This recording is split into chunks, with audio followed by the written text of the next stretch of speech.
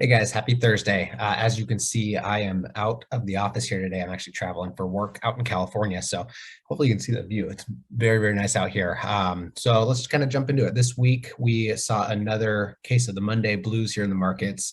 It's jobs week, so we got a lot of jobs data. And then we have a question of the week about charitable deductions as we kind of gear up for the year end and what you can consider for year-end planning strategies around tax planning. So let's start with the jobs front. So there's a few data points I want to talk about last week, but I want to start just talking about the jobs because that is like the topic of the week here. So just yesterday on Wednesday, we had ADP employment report come out, and the number was 568,000 versus the expectations around 425.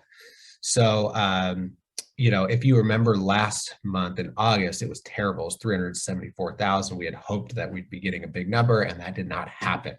Now, the ADP number is notorious for not being very accurate, but it does give us a sense of direction of where jobs and the market is going. So I think this was big, and that's why I think we saw a little bit of pull towards the upside there towards the end of the day yesterday. Is some optimism around that, maybe the debt ceiling as well. But pay attention because tomorrow we have non-farm payrolls, and that is going to be the number to watch. So who knows, big upside surprise, we will see, but definitely the ADP employment numbers yesterday were interesting and a good sign of things to come. Maybe a sign of some people getting back to work after the unemployment benefits kind of tapered off. We haven't seen that big spike, but it's possible that may come next month too.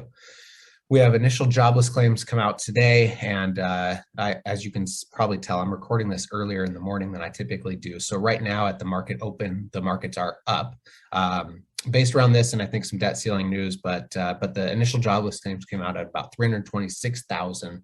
So finally, a number in the right direction where we were kind of going backwards there for a while, seeing some pretty not exciting numbers. Let's put it that way. So that's it on the jobs front, but pay attention because again, tomorrow we have non-farms payrolls, and that's going to be a very, very important number to keep an eye on. Kind of going out of order here, but I wanted to focus on the jobs. Last week, we also had personal income come out, and we had spending and core inflation. Personal income was up about 2.2%, basically in line with expectations. Spending was up about 0.8%, and core inflation was up about 0.3%. Versus expectations around 0.2. So not a whole lot to really break apart there, but did want to share that all kind of came in line with expectations. Inflation is still something to pay attention to.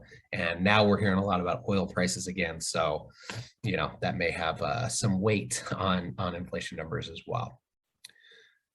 Before we get into our question of the week about charitable deductions, next week, well, I shouldn't say next week, tomorrow is non-farms payroll. So next week, we're going to break that apart. We're also going to talk about the unemployment number as that comes out. They're expecting, I think the latest I saw was about 500,000 based on some of the news this week. So they've kind of ticked up their revisions lately, expecting a good number and unemployment to kind of tick down just slightly. We also have job openings on Tuesday, and then next week, outside of that, if that's not enough, is going to be all about inflation. We've got CPI, we've got PPI, so we're going to be talking all about inflation next week too. All right, with that, let's jump into our question of the week, which is really about charitable deductions.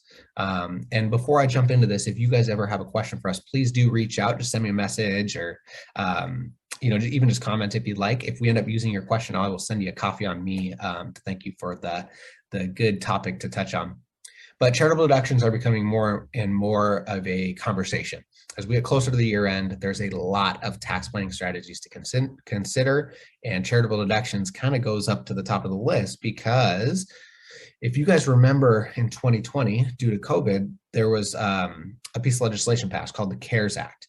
And basically that allowed us to make larger charitable deductions and get a little bit stronger tax benefit out of it than we typically would. So basically, for those who itemize, you get a deduction up to 100% of your AGI for cash contributions, obviously to qualified charities, but yeah, up to 100% of your AGI, whereas typically it was 60%, or I should say before it was 60%. So this creates a great opportunity, especially as we look at year end, especially as we possibly move into some new higher taxes in 2022. And this opportunity, this charitable deduction opportunity under this CARES Act, expires in 2022. So regardless of taxes going up or not, this is the last opportunity that we have to take advantage of this, basically, unless something else passes, of course. And if you do not itemize, or if you do not itemize, you do still get an above the line deduction. So for married filing jointly, it's up to $600. So it's obviously not as large of a tax benefit, but if you do itemize, you get a lot of opportunity there. And I believe before the CARES Act, that above the line deduction for those who do not itemize was $300. So it's double, basically. So definitely something to pay attention to. Hopefully that helps as we gear up for year end. We've actually got a webinar that we're going to be hosting on the 18th of November. So if this type of strategy is helpful to you, reach out. We're going to be talking a lot about tax planning strategies towards year end and what to kind of consider as we move into 2022, and possibly, depending on what we know at that point, breaking apart a little bit on some potential tax bill changes. So let us know. Join us every week here. We'll see you next Thursday at 3, where we'll be talking about the non-farms payroll tomorrow and a lot about inflation. Thank you.